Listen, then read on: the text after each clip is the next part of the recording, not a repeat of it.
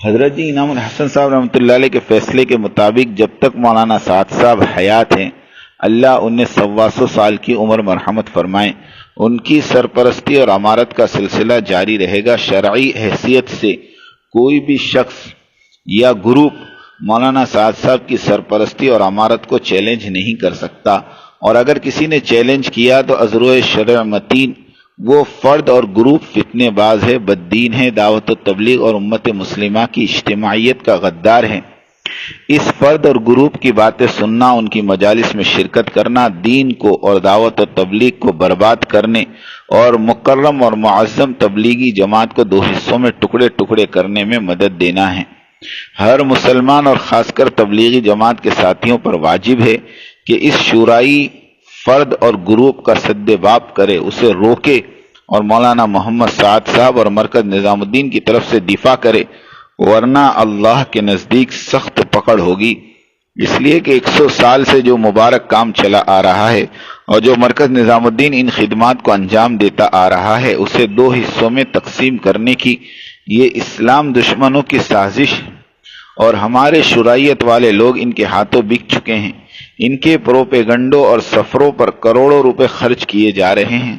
جہازوں کا سفر ان کے لیے سائیکل کی سواری کے مانند ہے۔ انہی اسلام دشمنوں کے ایجنڈوں نے مادر علمی دارالعلوم دیوبند جیسی مقدس درسگاہ کے بھی 2 ٹکڑے کیے ہیں، اور اسی طرح مظاہر العلوم کے بھی 2 ٹکڑے کر ڈالے۔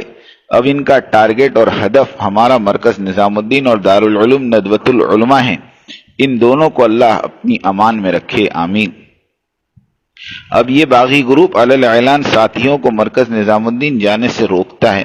انہوں نے ہر جگہ اپنے کارندے بٹھا رکھے ہیں، چاہے وہ دیوبند کا دارالافتاء ہو کہ دعوتی مراکز۔ ان کے وکلاء سے ہم شرعی اور اسلامی احکام کی روح سے سوالات کے جوابات طلب کرتے ہیں، مگر ان کی طرف سے شرعی جواب کے بجائے غیر شرعی اور غیر منطقی افواہیں اور الزامات ہی وصول ہوتے ہیں۔ آج تک کوئی معقول اور منطقی جواب ان سے بن نہیں پڑا، بازاری زبان استعمال کرنے پر آ جاتے ہیں۔ اصلاح اور فساد میں فرق۔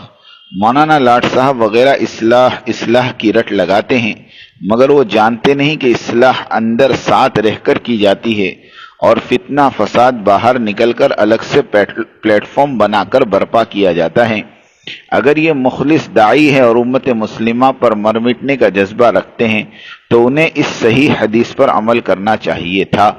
انہیں تو وہ حدیث نبوی بھی شاید یاد نہ ہو کہ امت مسلمہ کو فساد سے بچائے رکھنے کے خاطر جابر اور ظالم